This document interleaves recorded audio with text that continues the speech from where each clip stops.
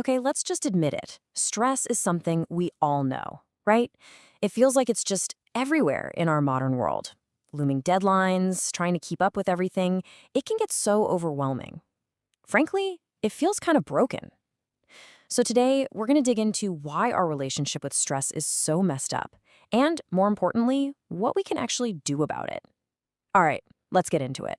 This line. Wow. It really hits home, doesn't it? For so many of us, stress isn't this thing that pushes us forward. It's a weight. It becomes this crutch, something we lean on that actually stops us from moving forward. But why? What is the deal with that? Why do we react in ways that don't help us at all when the pressure is on? I mean, think about it for a second. When a big, stressful situation just drops into your life, what's your gut reaction? For most of us, it's one of two things, right? We either freeze up, totally paralyzed, can't think, can't act, or we just want to run, get away from that feeling as fast as possible. But here's the thing, neither of those actually solves the problem. And that gets to the absolute heart of the issue. Our natural, built-in response to stress is basically broken for modern life. The thing that was designed to be this brilliant survival tool, it's misfiring all over the place, leaving us feeling stuck and, honestly, pretty helpless. It's pretty wild when you compare us to the animal kingdom. Think about a deer that sees a predator. Its stress response kicks in and bam, it's got this incredible burst of speed and agility to get away. It uses that surge of hormones to its advantage. But us, we get a stressful work email, and that same response often makes us less capable. We stutter, we forget things. We've completely lost the knack for channeling that energy in a useful way. So how in the world did we get here? Well, to figure out why our stress response is so totally out of whack, we got to go back in time and look at what it was originally for. And this, right here, is where you get that big aha moment about what stress is supposed to be. That's right. Stress was basically our superpower. It was our evolutionary spider sense, a built-in alarm system that screamed danger when a predator was nearby. It would flood our bodies with adrenaline and cortisol, getting our muscles ready to either fight for our lives or run like heck. It was absolutely essential for our survival.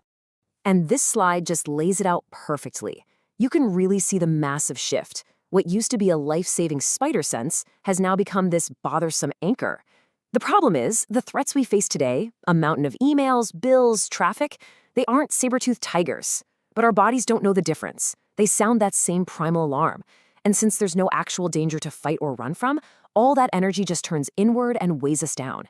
It's not a call to action anymore, it's just a signal that we're totally in over our heads.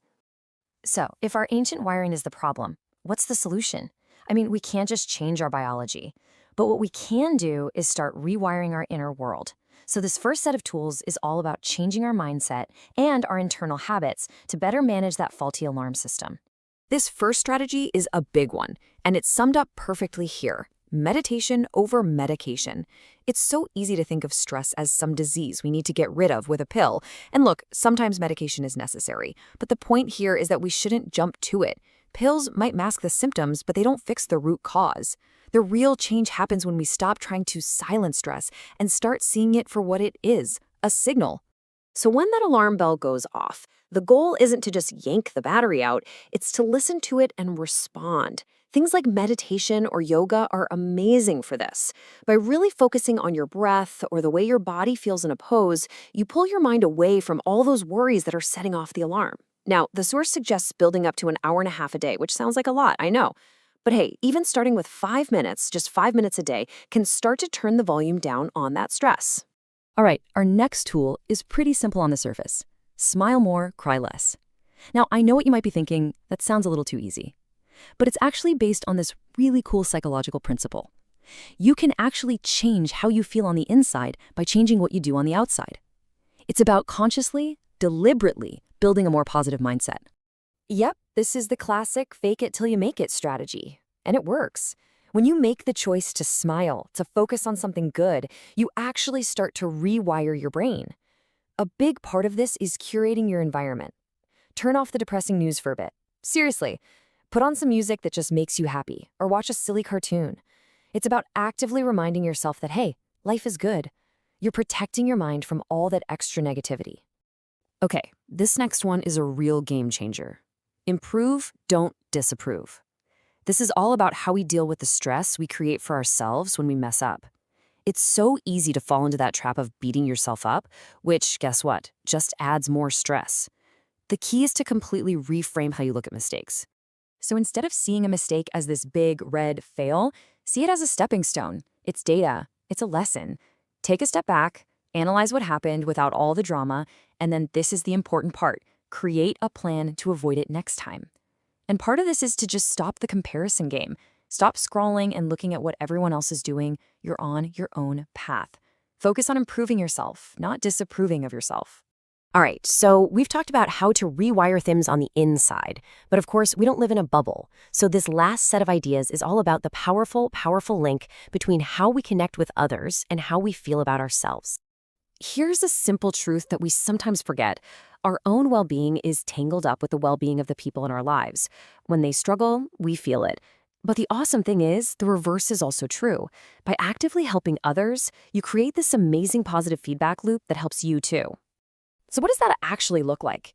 Well, it can be super simple. Call your parents just to say you love them. Reach out to that friend you know is going through a tough time. It's about building a foundation of kindness and respect, which not only helps them, but it protects you from future regret, which is a huge source of stress all on its own. It's true. The more good you put out there, the better you're going to feel inside. And that brings us to the final and maybe the most important piece of this whole puzzle. We work so hard, we take care of other people, we meet all our obligations, but be honest with yourself. When was the last time you actually truly took a break just for you? This is so, so important. I just want you to let this sink in for a second. You are doing this for yourself, not your boss, not your partner, not for anyone else. You. You deserve a break. Remember that. You are not a robot, and you can't keep pouring from an empty cup. And self-care doesn't have to be some big, expensive thing. It's really about learning to just enjoy your own company again. It could be a quiet walk in the park, reading a good book, grabbing an ice cream, and just sitting in the sun for 10 minutes. The only rule here is that you pick whatever makes you happy. This isn't a luxury, it's a necessity. It's how you recharge and rewire. So, as we wrap this up, I want to leave you with this one question. And it's not just something to think about, it's a call to action. Looking at the week you have coming up, what is one simple, real thing you are going to do just for yourself? Whatever your answer is, that's your first step.